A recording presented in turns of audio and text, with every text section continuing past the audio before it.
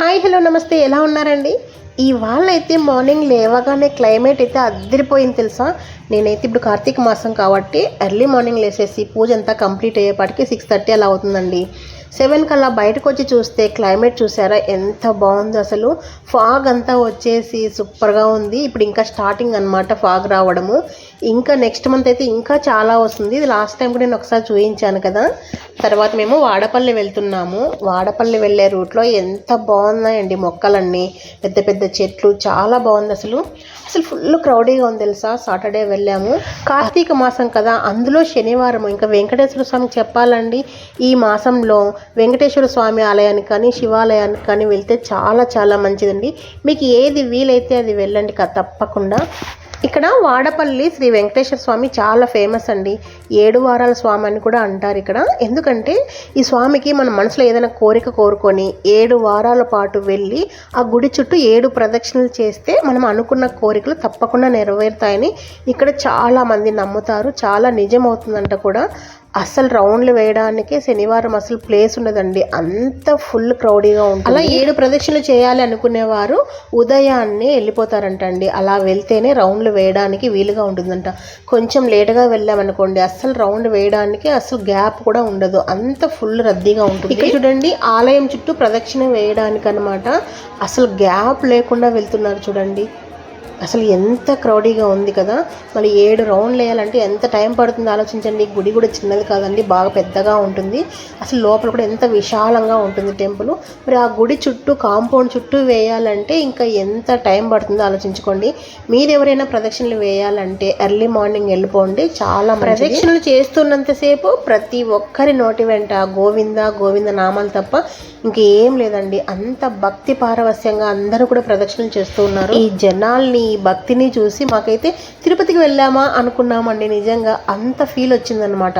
అసలు దేవుని చూడగానే నిజంగా అండి అసలు కళ్ళల్లో నీళ్ళు వచ్చేసాయి తెలుసా. అంటే ఆనంద బాష్పాలు అనమాట, అంత బాగుంది. నాకైతే మాత్రం తిరుపతి వెళ్ళిన ఫీలింగ్ వచ్చిందండి స్వామిని. మన ఇష్టదైవాన్ని చూడగానే కళ్ళల్లో ఆనంద బాష్పాలు వచ్చేస్తాయి కదా. నాకైతే ఎప్పుడూ కూడా ఏడుకొండల వాడిని, అమ్మవారిని చూడగానే ఇలాగే అవుతుందండి. మరి మీకు కూడా ఇలాగే అవుతుందా? కమెంట్ రూపంలో షేర్ చేయండి. దర్శనం అయితే చాలా బాగా జరిగింది. దర్శనం అయిన తర్వాత ఇంకా లోపల గుడిలో అండి, ఇక్కడంతా టెంపుల్ లోపల, ఇది గుడి బయట ఎంత జనం ఉన్నారో లోపల కూడా అంతే జనం ఉన్నారండి. అంటే ఇంక ఎంత ఫుల్ క్రౌడీగా ఉందో మీరే అర్థం చేసుకోండి. లోపల మాత్రం బాగా విశాలంగా ఉందండి టెంపుల్, చాలా బాగుంది అసలు. ఇక్కడ వచ్చేసి స్వామివారికి సేవ చేయడానికి కూడా చాలామంది ఉన్నారు. తిరుపతిలో ఎలా ఉంటారు అండి, సేమ్ ఇక్కడ కూడా అలాగే ఉన్నారు. ప్రాసెస్ అన్నీ కూడా అలాగే ఉన్నాయండి తిరుపతిలో. దర్శనం అయిపోయిన తర్వాత ఇంకా రిటర్న్ బయలుదేరి వచ్చేసామండి. అక్కడ పువ్వులు పండ్లు చాలా ఫ్రెష్గా ఉంటాయన్నమాట, తీసుకొని వచ్చేసాము. ఇప్పుడు ఫ్రెష్ జామకాయలు భలే వస్తున్నాయి కదండి. జామకాయల సీజన్ అనుకుంటున్నాను. జామకాయ తీసేసుకొని శుభ్రంగా కడిగేసుకొని దీన్ని చిన్న ముక్కలుగా కట్ చేసుకుందాం. ఫస్ట్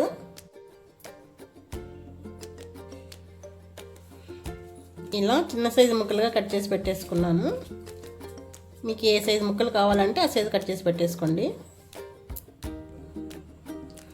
ఇప్పుడు ఒక మిక్సీ జార్ తీసుకొని ఇందులోకి కొద్దిగా కొత్తిమీర, అలాగే కొద్దిగా పుదీనా వేసేసుకోండి. ఫ్లేవర్ చాలా బాగుంటుంది. ఒక 1/2 టీ స్పూన్ జీలకర్ర, ఒక 1/2 టీ స్పూన్ నల్ల ఉప్పు అండి, బ్లాక్ సాల్ట్, మనం పానీపూరిలోకి యాడ్ చేస్తాం కదా, అది టేస్ట్ చాలా బాగుంటుంది. మీ కారానికి తగ్గట్టు పచ్చిమిర్చి యాడ్ చేసుకోండి. నేనైతే ఒక్క పచ్చిమిర్చి యాడ్ చేస్తున్నాను. అలాగే చిన్న బెల్లం ముక్క, కొద్దిగా నిమ్మరసం యాడ్ చేసుకోండి. యాడ్ చేసేసుకొని ఇవన్నీ బాగా మెత్తగా గ్రైండ్ చేసేసుకుందాం. ఫస్ట్ ఇలా గ్రైండ్ చేసేసుకున్నాం కదా. ఇప్పుడు ఈ జామకాయలన్నీ కూడా ఒక బౌల్లోకి యాడ్ చేసుకుందాం.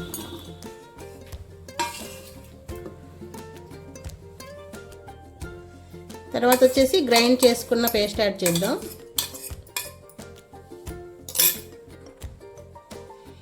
ఇప్పుడు క్యాప్ పెట్టేసుకుందాం.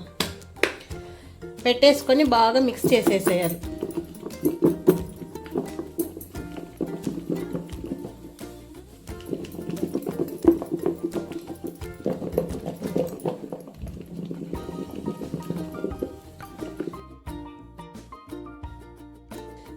ఇలా బాగా మిక్స్ చేసిన తర్వాత తీసి చూద్దాం.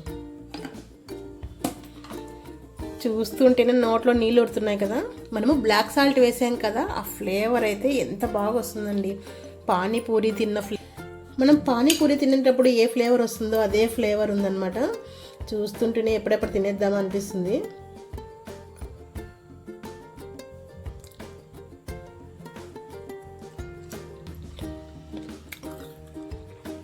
అద్దరిపోయిందండి అసలు. ఎప్పుడు ప్లెయిన్ తిని లేదా ఉప్పు కారం వేసుకొని తిని బోరు కొట్టినట్లయితే ఖచ్చితంగా ఈ మసాలా జామకాయని ప్రిపేర్ చేసుకోండి. మీకు కూడా ఖచ్చితంగా నచ్చి తీరుతుంది. టేస్ట్ అయితే అంత బాగుంది అసలు. చూస్తుంటేనే టెంప్టింగ్గా ఉంది కదా, ఎప్పుడెప్పుడు తినేద్దామని. టేస్ట్ అయితే అసలు ఆసం తెలుసా, ఎంత బాగుంది అసలు చెప్పలేం మాటల్లో. ఒకసారి రుచి చూస్తే కానీ దాని వాల్యూ తెలియదు అనమాట. కాబట్టి లేట్ చేయకుండా ఇంట్లో ఎలాగో జామకాయలు ఉంటాయి కదా, వెంటనే ఇలా ప్రిపేర్ చేసేసుకొని కమెంట్ రూపంలో షేర్ చేసేయండి ఎలా ఉందని చెప్పేసి. సూపర్ అంటే సూపర్ టేస్టీగా ఉంది. మరి సింపుల్ ఈ టేస్టీ మసాలా జామకాయ మీకు నచ్చింది కదా, ఇంకెందుకు ఆలస్యం, వెంటనే లైక్ చేసేసి ఫ్రెండ్స్కి ఫ్యామిలీ మెంబర్స్కి షేర్ చేయండి. ఇంకొక మంచి వీడియోతో మళ్ళీ మీ ముందుంటాను. Thank you for the watching.